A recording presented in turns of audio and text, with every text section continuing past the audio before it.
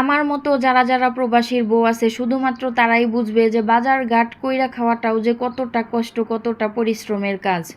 যাদের হাজব্যান্ড বাসায় আছে তারা কিন্তু এটা বুঝবে না। আসসালামু আলাইকুম, আপনারা সবাই কেমন আছেন? আশা করতেছি আল্লাহর রহমতে অনেক বেশি ভালো আছেন। তো এই বাজার ঘাট কইরা দেখাও যে অনেকের এত জলে, কিছু মানুষের যা বলার বাইরে। তো আমরা একত্রে এত বাজার করি, শুধুমাত্র প্রতিদিন বা একদিন পর পর বাজারে যাইতে পারি না। অলসতা করেও কিন্তু দেখা যায় যে একত্র অনেক বাজার করি, সেইটা দেখেও যে মানুষের কত জলে, মানে বলার নাই কিছু। হ্যাঁ, এইখানে আমরা দেখা যায় আমি যে প্রবাসীর বউ শুধুমাত্র বেশি বাজার করি এটা না। আমার মনে হয় যারা যারা প্রবাসীর বউ আছে প্রায় সব প্রবাসীর বউইরাই কিন্তু একত্রে বাজার করলে একটু বেশি বাজার করে, কারণ তাদেরই যাইতে হয় বাজার করতে। বাজার করতেও কিন্তু অনেকটা কষ্ট। তো সেই একত্রে বেশি বাজার দেখেও যে অনেকের জ্বলে, সেটা কি বলবো, কিছু বলার নাই। তো এইখানে দেখেন আমি যে একত্রে বেশি বাজারটা করছি, আমি কিন্তু একদিন দুই দিন পরেই কিন্তু আবার বাজারে যাব না। আমি বেশ কয়েকদিন, প্রায় 10 থেকে 15 দিন কিন্তু আর বাজারে যাব না। দুই একটা কিছু লাগলে নিচে থেকেই নিয়ে আসবো, বাজারে কিন্তু যাওয়া লাগবে না। তো সেইটা অনেকে বুঝে, আবার অনেকে বুঝে না, না বুঝাই অনেক রকমের মানে মন্তব্য করে, কথা আলোচনা করে, সমালোচনা করে। তো দেখেন এইখানে কিন্তু আমি নদীর মাছ আনছি। চিংড়ি মাছটা অনেক বেশি পছন্দ করি। তো নদীর কিছু অল্প করে আমি এই যে পিয়ালি মাছ আনছি আমার বাসায়।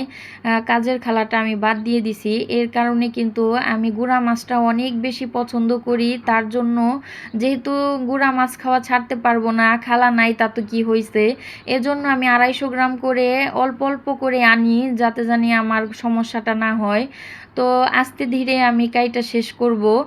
তো বাইম মাছ আনছি আমি 250 গ্রাম। এইখানে পাঙ্গাস মাছ, তেলাকই মাছ আমি আনছি। গাইস কি বলবো, এই পাঙ্গাস আর তেলাকই খাইতে যে এত পছন্দ করে আমার বাচ্চারা, আমি যে খাইতে কত পছন্দ করি কি বলবো।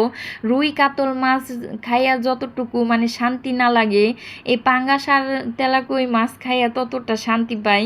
অনেকে আছে খাইতে পারে না, মানে পাঙ্গাস আর তেলাকইয়ের যে একটা ফ্লেভার, মানে সেন্ট, সেটা সহ্য করতে পারে না। তো আমি কিন্তু এগুলা মাশাল্লাহ খাইতে পারি, আমার বাচ্চারাও খাইতে পারে। তো ইদানিং গুঁড়া মাছটা যে এত বেশি মজা লাগে, যতই দিন যাইতাছে অনেক বেশি মজা লাগে, আমার বাচ্চারা খায় না। তো এর জন্য আমি একা একা খাই, কম কম আনি। আনার আরে মানে আরও বেশি বেশি আনতাম। গাইস আমি কাটতে পারি না, এত দেরি হয়। কাটতে পারি না যে তা না, কাটতে পারি কিন্তু অনেক বেশি সময় লাগে।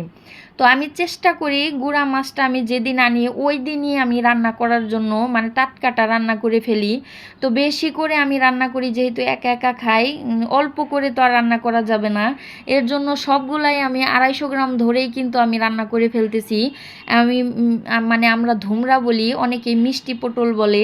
তো আমরা কিন্তু ধুমরা বলি। বেশি করে কাঁচামরিচ, পেঁয়াজ দিয়ে, হালকা পাতলা মশলা দিয়ে, এই মাছ দিয়ে হাতে মাইখা, অল্প একটু হাত ধুয়ে পানি দিয়ে, মানে এই চচ্চড়ি হয় না, আঠা আঠা, মানে একটু মাখা মাখা হয়। তো এই রান্নাটা কিন্তু আমি অনেক বেশি পছন্দ করি। তো ওই বাটিতে বাইরে নিছি, ওইটা কিন্তু আমি খেয়ে ফেলবো।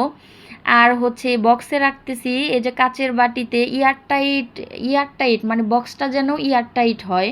তো এয়ারটাইট বক্সে মানে ইয়ার মধ্যে ফ্রিজে রাখলে কিন্তু খাবার দিয়ে কোনো গন্ধ আসে না।